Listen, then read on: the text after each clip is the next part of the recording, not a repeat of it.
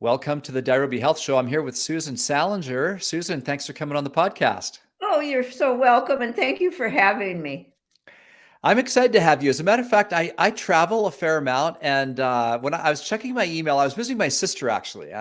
So I'm at my sister's house in Washington State, spending a few days there, hiking and spending time with them. It's fantastic. And my mother had come down to visit us, and my wife was there. So I'm checking my email in her living room when I get the email from your publicist recommending you as a guest on the show.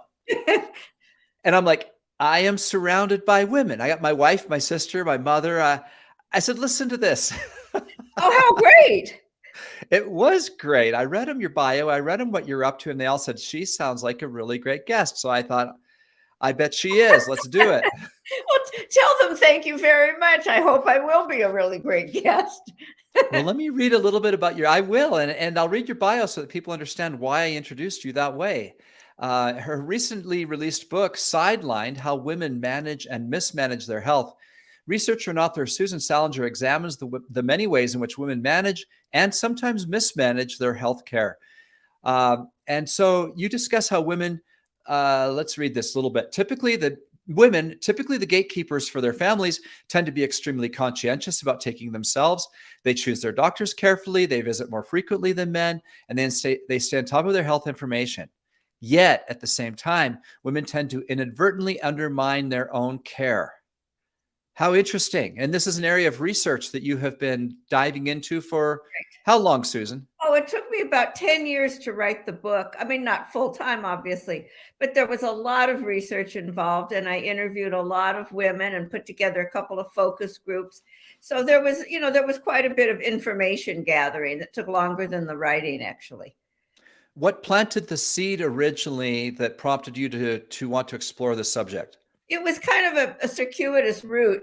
Many, many years ago, I agreed to some surgery that I was exploratory surgery that I was almost positive. In fact, I was positive that I didn't need. And I won't bore you with the details, but I did get frightened. And I insisted, not only did I think I didn't need it, but then I insisted it be done sooner rather than later.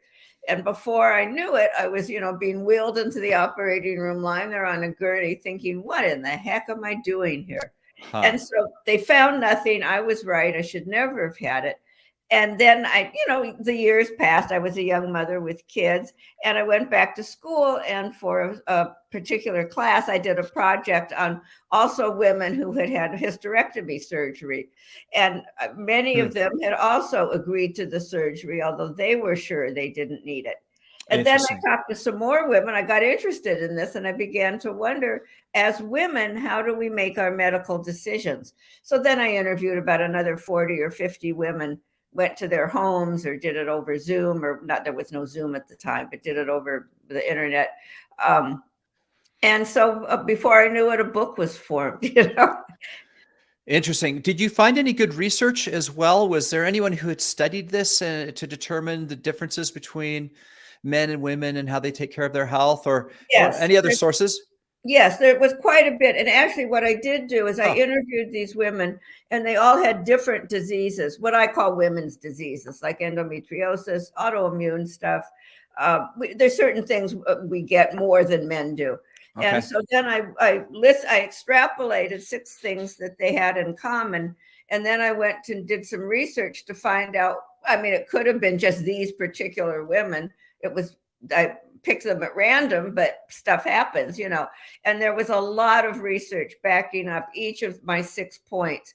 And so I did both interviews. I went to, MedPage and all of PubMed, all of the medical research sites, a lot of journals, it took a while. It really did. But once you got digging, you found this was not something you had experienced, not just something women in your circles had experienced. Right. You actually found there was research that had been done, and that there was really something to this. One of the talking points you have here is that many women may end up with inaccurate treatments or even unnecessary procedures, as you have alluded to, which is alarming. Yeah, it certainly is. And I think there's some reasons for that. I think, first of all, Well, about 12 million Americans every year are misdiagnosed, and women and minorities are 20 to 30% more likely to be misdiagnosed.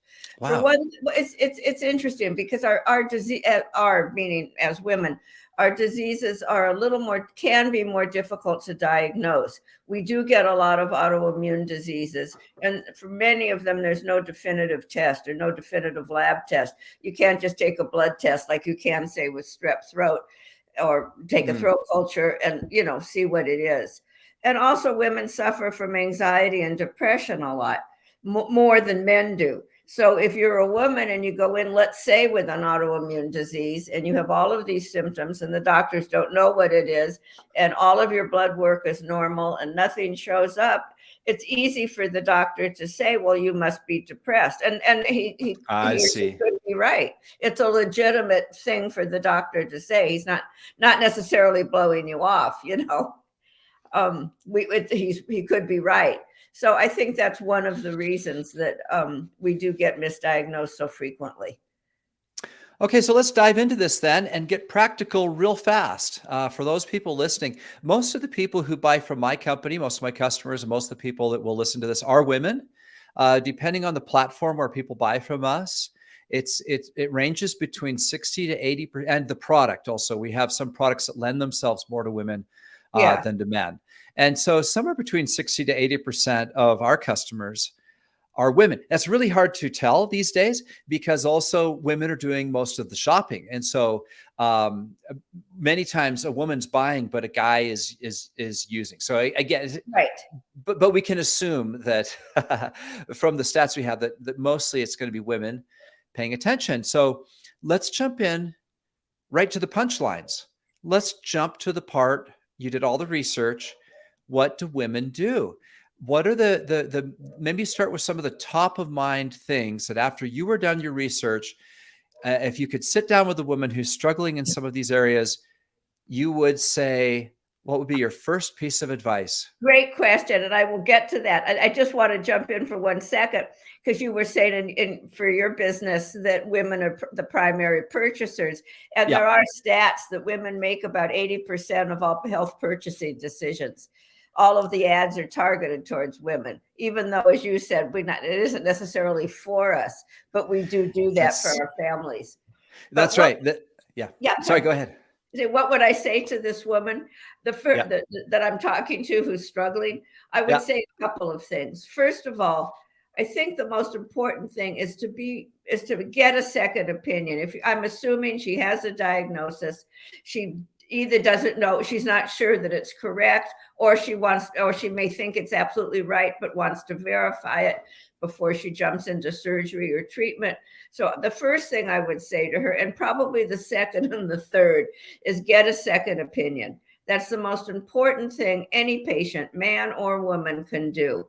And I'll tell you why, because I did not know this until I did my research. But there's about, oh my gosh, 30,000 or even more diseases out there. And those are the diseases we know about. So you can imagine how many others might be, lurking in the atmosphere. So for a doctor, certainly there are, I mean, if you go in, if your leg hurts and the doctor takes an x-ray and your leg is broken, that's an obvious diagnosis. But it isn't, in fact, usually it's not that easy. So for a doctor, it really can be like, a diagnosis can be like looking for a needle in a haystack. And he or she can make an educated guess, but that's exactly what it is. And for me personally, before I ever agreed again to any surgery or took any medication with potentially serious repercussions, I would always get a second opinion, and if I could afford it, a third. I don't know, would depend on insurance, etc. But that's just the most critical thing that I think a woman can do, I think, or a man for that matter. And I think the other Great thing, point. yeah, I think the other thing, thank you, that I would tell them is to be sure when they talk with their doctor, there's certain things I think that as patients, again, men and women, need to do. And the first thing is to be sure, I'm going to say it this way. The first thing is to go in with a written agenda. I don't care if it's on your phone or like a grocery list in your hand, but don't have an agenda in your head, because if you're at all like me, when you get to the doctor, you're going to forget half of it. So you really need to have something written down, and you need to be sure that you ask questions. So many of us don't ask the doctor or tell the doctor when we don't understand.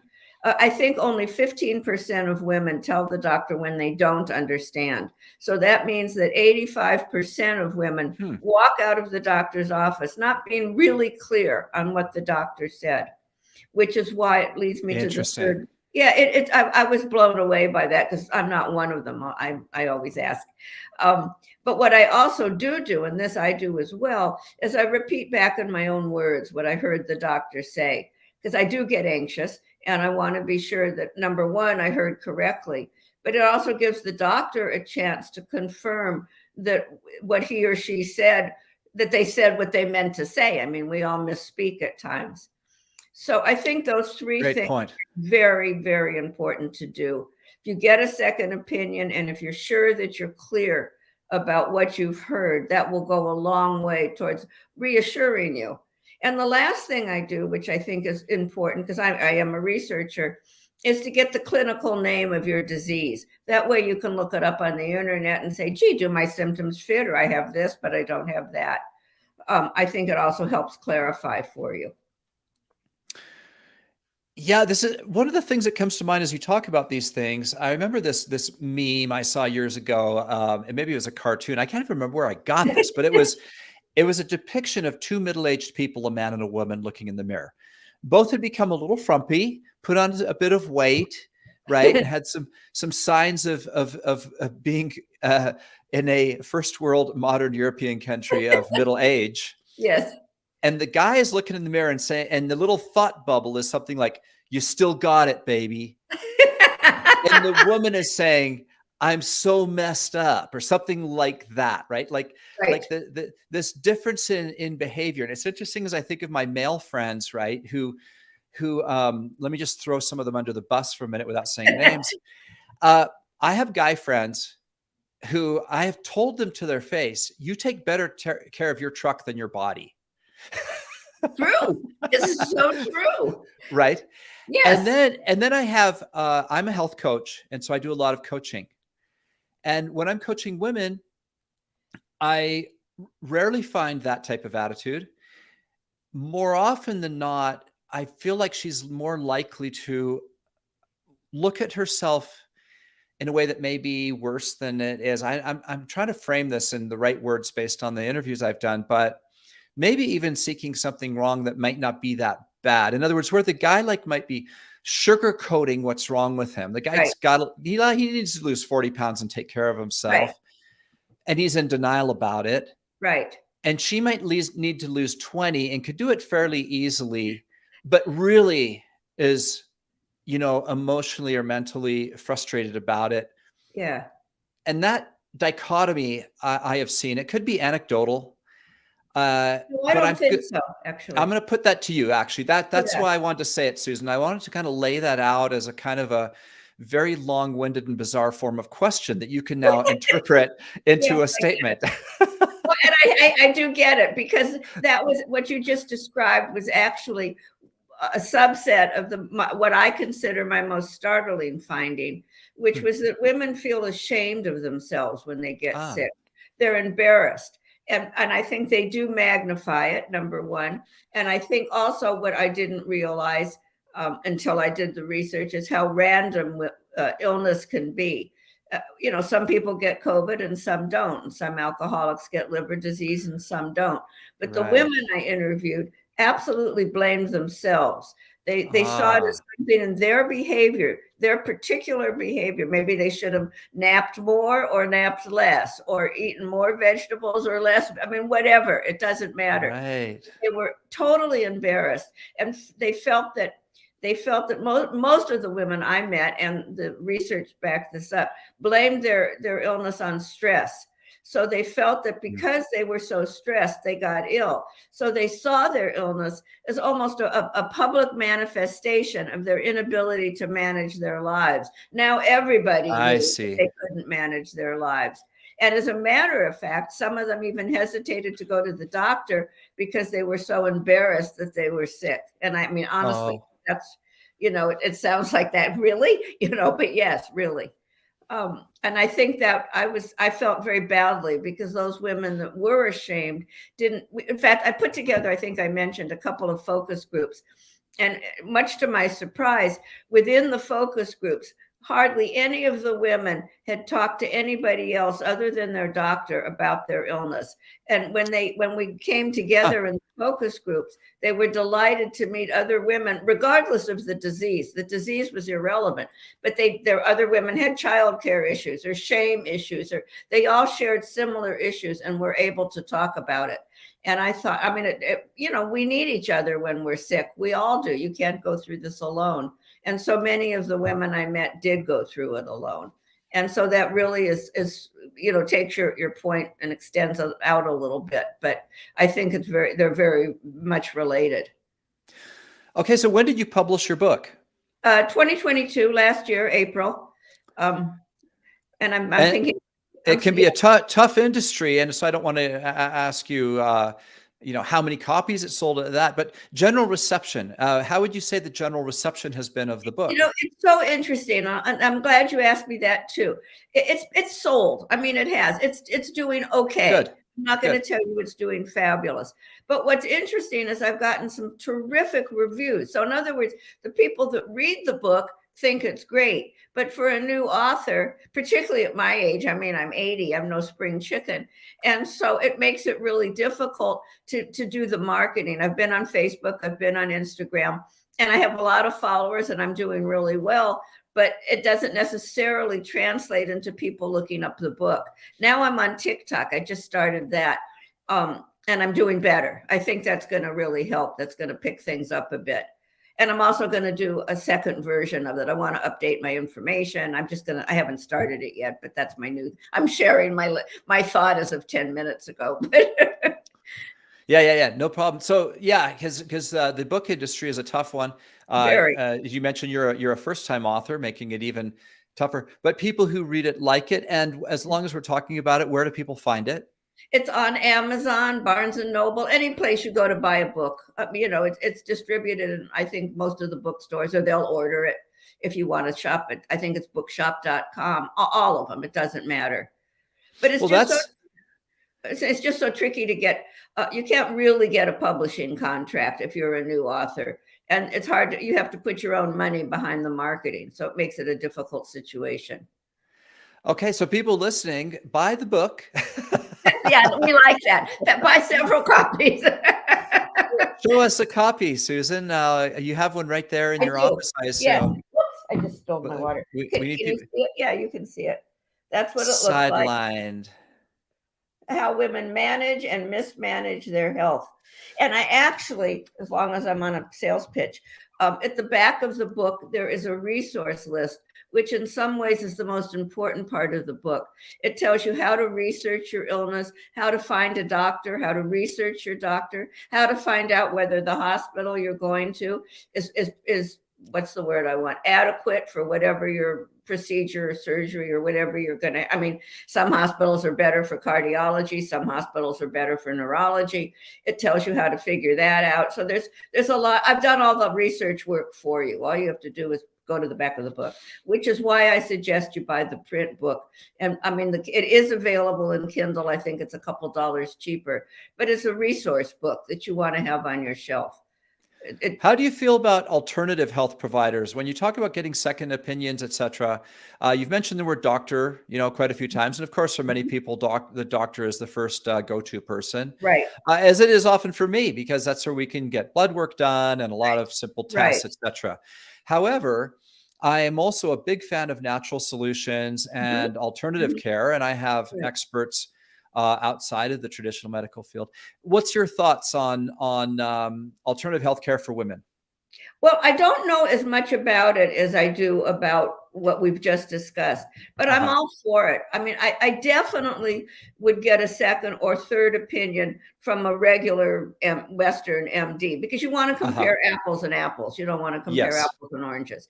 And then if you're still unsure, still not satisfied, want to pursue even more routes, I would definitely go to alternative medicine, see what's offered, and see what you have to. Then you make a decision. And I don't think I don't remember anymore, but I don't think the resource list tells you particularly how to resource alternative medicine, because there's so many different kinds, varieties, etc. But I'm sure it can be researched. I mean, I'm sure it's just go Google something and you'll you get thousands of responses. Okay, next question. Susan, you said you're 80. You don't look 80. You don't act Thank 80. you. You don't Thank talk you. like you're 80. So you have achieved the thing that you're teaching, it seems to me. Vibrant health. And so talk to us about your own health. Good. You've Could I just obviously... have that in a note that I could put under my pillow, please? Thank you. I'll send you this little clip and you can listen to it when you're a little down or I'll something. play it before I go to sleep each night. My own health. Well, I think I am healthy. Honestly, I am. But I think I have very good genes. My parents were healthy. I also think it's luck. And now that, I mean, because illness is random. I've never even had COVID. I'm probably the only one in the whole world. I mean, I had all my shots, but still, I'm just lucky. But on the other hand, I do take care of myself. I'm very careful about my diet, and I eat a good diet. I don't eat too much red meat and all the stuff we all read about. And I exercise a lot. And I think that honestly, it's the exercise that has kept me in the shape that I'm in. In fact, it's interesting that you said that, because I was just working out this morning and I broke my arm. I was in a car accident and the airbag smashed into my forearm. So I broke my arm and I haven't been able to exercise for about 3-4 weeks. Oh, And he no. was saying that I'm not as strong as I was. My trainer is 40, and he was saying he exercises just because he exercises, but that I exercise because I'm trying to avoid deterioration. It's a different age level. And he was right. And Yeah. I can see the difference in my body. I mean, I could barely do a push-up, whereas before I used to do 10 or whatever I did. So I got to get it back up. But if anybody out there is listening, I would say, I'm not so good about my 10,000 steps, but I do strength training, and I also do Pilates. And I have done both of those for years and will continue. I mean, even with my broken arm. In fact, Good if for you you. want to see my weightlifting, please go to grandma.gains on TikTok. Gains is Gains. Has nothing to do with my book, but it's really fun because I'm very short and I'm very old. And here I am lifting these fairly substantial weights. For me, for you, they'd probably be nothing. I love it. I love it. And how many days a week do you exercise? Well, I do. I've changed. I used to do weightlifting 3 times a week and Pilates Okay. once or twice. Now I do Pilates 3 times a week, and I really only weightlift about an hour a week. Now I can't lift any higher. I have a leaky heart valve, and when you have it's no symptoms, but when you have a leaky heart valve, you're not supposed to lift over half your weight. So I was already over half my weight, so I just stopped the weight. I try to maintain where I was, which until the broken arm I was able to do. But Pilates I've found also is I'm working on balance and it's strength training. It's all of the above. So I like both of them very much. And I just love kind of, I love your fitness story and how you've been very proactive in adjusting it as you age. You haven't yeah. stopped it as many people do. You've Mhm. simply zigged and zagged according to what your body is telling you and according to what you think is best, and making Right. those Right. changes. And it's worked for you. It's It fantastic. really has. And and I've noticed that compared to some of the people I know who are also my age and who have not exercised, I am in better shape. And a lot of that, as I said, is I do have good genes, and good luck, but I've worked at it. I really have.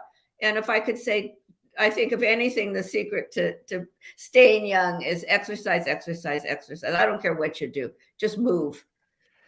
Well, I appreciate that. And this is a health show, and I think that's great advice. True. But all the studies on longevity are saying something that I think is inherent in you, and you're just not making it obvious, but it's coming through. And that is also attitude and humor. And that without a good attitude and a good sense of humor, you can't live a long and happy life. And so you say exercise, but you probably don't think about this other element of it because it's just natural to you. But I just want to point that out, that Thank you. I feel like your energy, your attitude, and your humor are probably pretty key to the equation as well. I certainly think humor is. And it's funny you said that about attitude, because what's interesting about being 80, and this, never been 80 before, so I've been doing some thinking about it. But my dad said, and he was absolutely right, is that your self-image never changes. I look in the mirror and I do think, well, who is that woman? I mean, my hair used to be blonde, but I mean, really blonde, not bleach, although bleach blonde too, but still. And all of a sudden it's, gotten gray. But I don't feel any different on the inside. In fact, we just got back from a trip, and my grandchildren, that was all stairs. Oh, here, this is me. There was a place was carved out of a hillside. And so everything was steps, and there were golf carts all over because, it was a hotel. So they had to be able to schlep people back and forth, but not me. I had to take the steps. So I'm taking all these steps, and my grandchildren, teenage boys yet, who I didn't think they knew I was alive, are saying, "Grandma, are you okay? Grandma, let me help you." And I said, guys, I'm not 110. I can get up the friggin' steps, So your self-image, it didn't even occur to me it didn't occur to me to ask for help. It did occur to me to take the golf cart. And I thought, no, I'm not doing that. So. Well, I love it, Susan, and me and everyone listening, we all, I'm sure, feel the same way, that we also want to be 80 and get up the frickin' steps. And so Right. that might be one of the quotes here from the show. Right. And so thanks so much for coming on the show. Is there anything else? Obviously, your book, you've done all this research, you've interviewed people, you've had focus groups. There's a lot of content there, obviously, and we can't go through all that here on the show. But is there anything else we haven't covered that you'd like to share, especially with women, before we wrap up here?